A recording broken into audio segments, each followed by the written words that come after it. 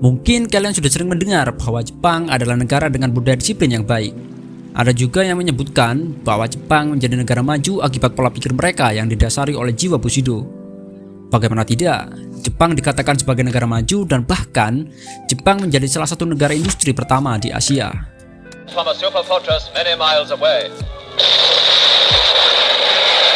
The first atomic bomb on Hiroshima killed, burned and maimed 194. Bangkit dari keterburukannya di masa perang dengan cepat dan menjadi negara dengan perekonomian terbesar di dunia.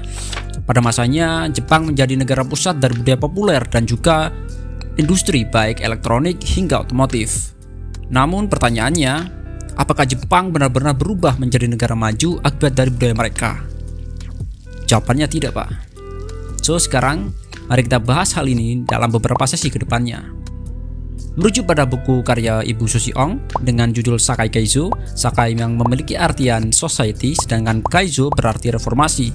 Pada buku ini terdapat 7 bab pembahasan. So, mari kita mulai dari meredam dampak negatif modernisasi. Keberhasilan Jepang dalam membawa negaranya menjadi negara maju membuat kagum berbagai negara di dunia, termasuk Indonesia. It's the hot new buzz, video games. Nintendo game! Nintendo!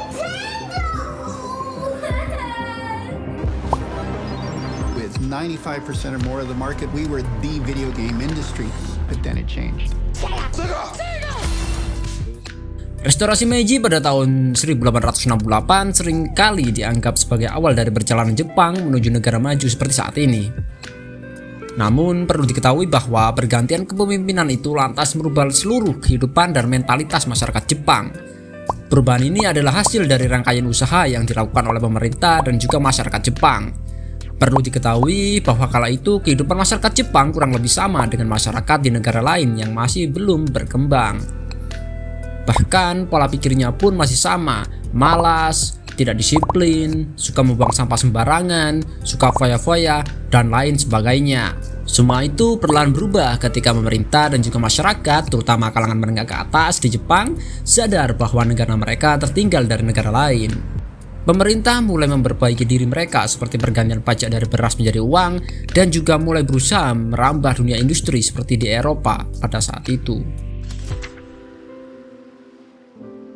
Di lain sisi, masyarakat kalangan menengah ke atas pergi ke luar negeri untuk mempelajari sistem perekonomian, pemerintahan, pendidikan, hingga teknologi dan menerapkannya di Jepang selepas pulang dari sana.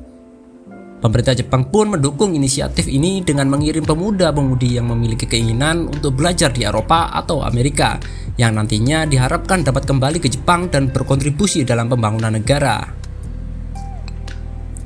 Ya 11-12 lah dengan di Wakanda dapat beasiswa luar negeri, terus pulang dan berkontribusi kepada negara. Selain itu, masyarakat Jepang juga mulai merantau ke Eropa atau Amerika agar dapat memperbaiki kualitas hidupnya baik dari segi finansial, keterampilan, dan juga mentalitasnya. Untuk melindungi rakyatnya ketika berada di luar negeri, baik yang belajar dan juga bekerja, Jepang membentuk Kaigai Kogyo Kabushi Gaisha, sebuah agen pengiriman imigran yang melatih, mengawasi, dan melindungi para imigran Jepang di luar negeri. Sudah menjadi fenomena pasti sepertinya ketika sebuah negara memutuskan untuk melakukan modernisasi dan juga industrialisasi, maka akan memunculkan sebuah permasalahan sosial baru, seperti yang terjadi di Eropa ketika terjadi revolusi industri. Jepang tak luput dari permasalahan sosial yang timbul dari akibat modernisasi dan industrialisasi negara.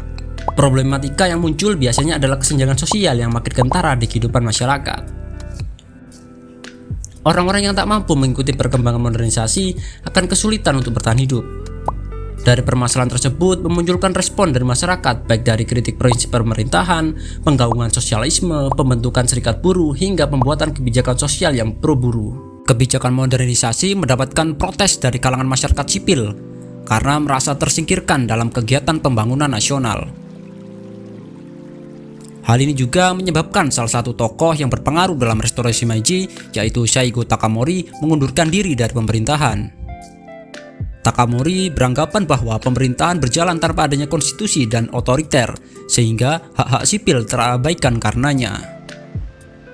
Demi menghindari isu tersebut, pemerintah Jepang mencontoh konstitusi dan model pemerintahan ala Jerman, yaitu monarki konstitusional.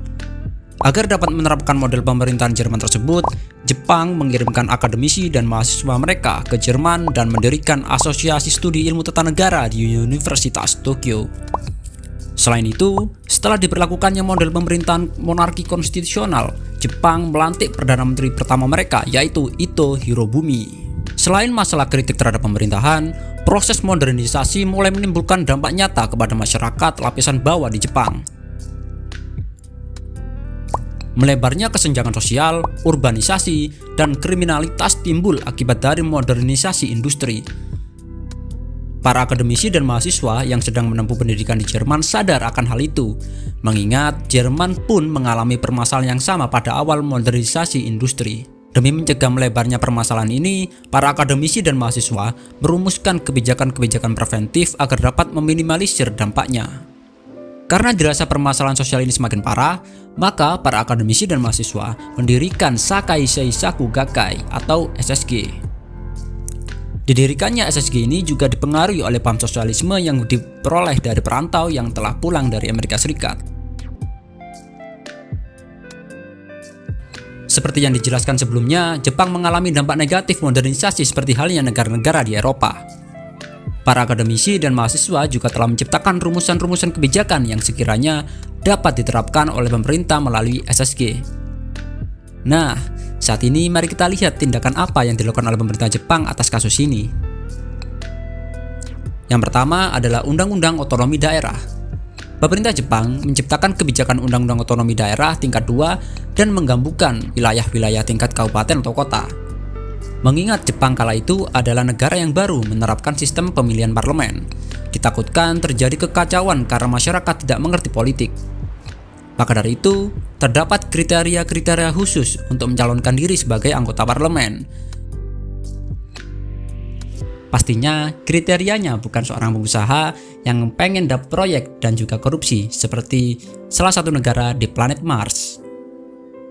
Dengan adanya perwakilan rakyat ini diharapkan dapat menjadi role model dan juga tempat menampung aspirasi masyarakat dan merumuskan kebijakan yang sesuai dengan kebutuhan dan keadaan sosial di setiap wilayahnya. Yang kedua adalah Badan Amal Nasional. Demi meredam gejolak akibat dampak negatif modernisasi, pemerintah Jepang bersama para pengusaha mendirikan Hinmin Kenkyukai sebagai wadah untuk berdiskusi membahas pengentasan kemiskinan dan peningkatan kesejahteraan masyarakat yang kemudian dideklarasikan sebagai Badan Amal Nasional dengan nama Jojizen Kyokai. Program dari organisasi ini sebagai berikut, yaitu pertama, menyelidiki dan menyusun laporan mengenai program kerja pengentasan kemiskinan di dalam maupun di luar negeri, serta mengevaluasi segi positif dan negatif dari masing-masing program kerja tersebut. Yang kedua, melakukan koordinasi dan kerjasama antara organisasi amal. Ketiga, melakukan koordinasi antara organisasi amal dengan donatur.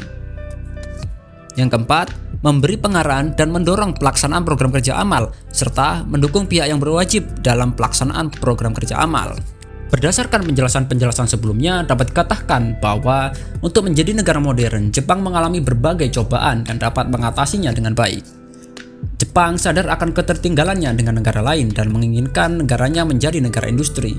Jepang dapat merumuskan strategi dengan baik seperti mengirim akademisi, mahasiswa, dan juga para pekerja ke luar negeri untuk belajar di sana. Dengan bekal pengetahuan yang didapat dari luar negeri, Jepang dapat meminimalisir dampak negatif modernisasi yang memang sudah dialami oleh Inggris dan juga Jerman dan menciptakan kebijakan-kebijakan preventif sehingga Jepang dapat mencapai status negara maju atau industri jauh lebih cepat dan minim masalah daripada negara lain yang sebelumnya juga sudah menjadi negara industri seperti Inggris dan Jerman.